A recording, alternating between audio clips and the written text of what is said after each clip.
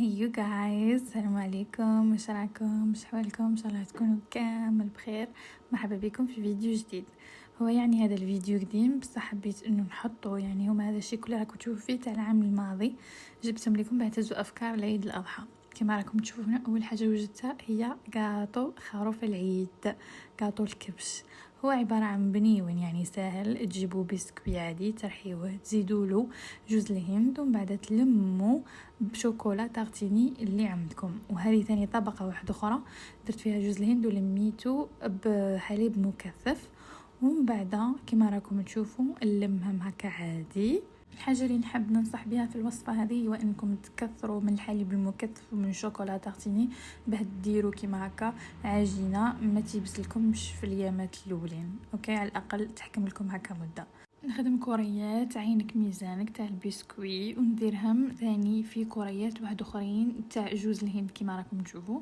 ومن بعد جبت هذا ترانسفير تاع الكبش، ذوبت شوكولا بيضة على حمام ماء، يعني ما تحتاجوش بزاف. واذا حابين ديروا في الميكرووند ديروا، يعني في زوج يصلحوا. ندير هذيك الشوكولا البيضة الذايبة في الترانسفير تاعي، ومن بعد نحطه في الثلاجة مدة يعني 5 دقائق فقط، ولا تلقاهم خرجوا لكم واجدين كما راكم تشوفوا في الفيديو. لصقهم بشوكولا بيضة ثاني، والكبش تاعي راهو واجد. ثاني حاجة درتها في العيد الماضي هي قاطو روس. هو قاطو روسي، يعني الوصفة هذه أصلها من روسيا بس احنا جبناها لينا وبدلنا فيها شوية. أول حاجة جبتها هي كاس غير ربع سكر عادي، مع كاس غير ربع زبدة سوري عسل، وزدتهم في 125 غرام تاع الزبدة. ومن بعد نبدا هكا نذوب ونخلط. كي نشوف هذا بشويه ندير فوقهم 2 مغارف صغار بيكربونات، ما نخليش يفيض ويطلع لي، نحيه من النار ونعاود نقلبه، مفهومه؟ ومن بعد نلوح الخليط تاعي هذا في ريسيبيو عادي، ونزيد عليه 4 بيضات بالتدريج. نحط بيضه ونطلع، نزيد بيضه ونطلع، تنكمل 4 بيضات تاعي كما راكم تشوفوا هنايا.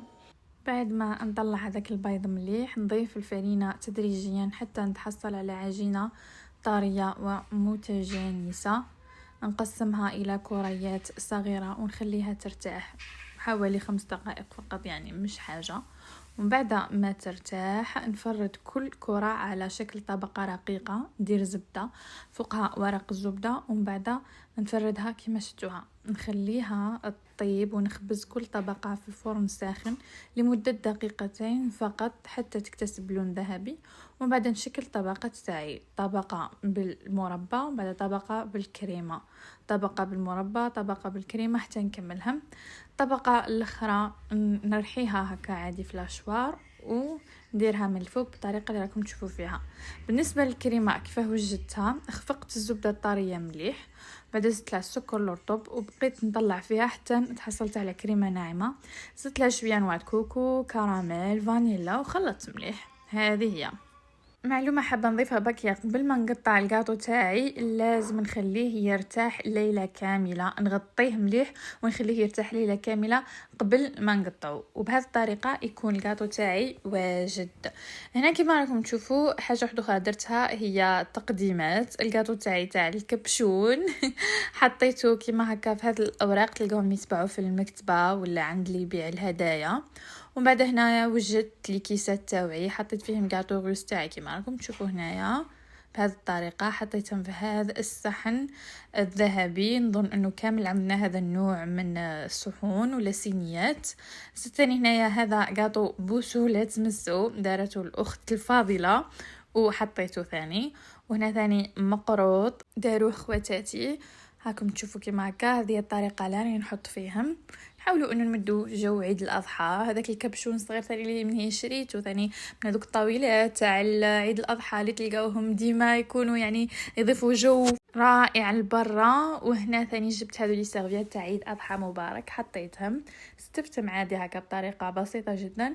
وهذه هي طاوله العيد، راهي جاهزه بسيطه وفيها لمسه عيد الاضحى. هنايا هذو لي صوص اللي وجدتهم للشوا. درت 240 مليلتر تاع زيت، زدت فيها بيضه كامله، شويه فلفل كحل، شويه موطارد، شويه خل وشويه ملح، ومن بعد طلعوا. وثاني زدت ثوم، هنايا ثوم اللي يحب البنه اكثر يزيد الثوم.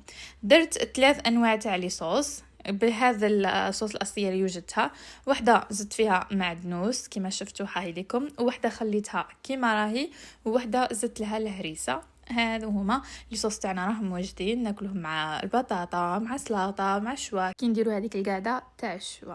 اخر حاجه حابه نوريها لكم هي هذيك القعده تاع الشويه بعد واش درنا فيها. وجدت اول حاجه الشوا، قطعت شويه شحمه شويه لحم وعمرتهم في هادو تاع اللوح، انا نفضل تاع اللوح، وعندنا ثاني الاخرين تاع الحديد.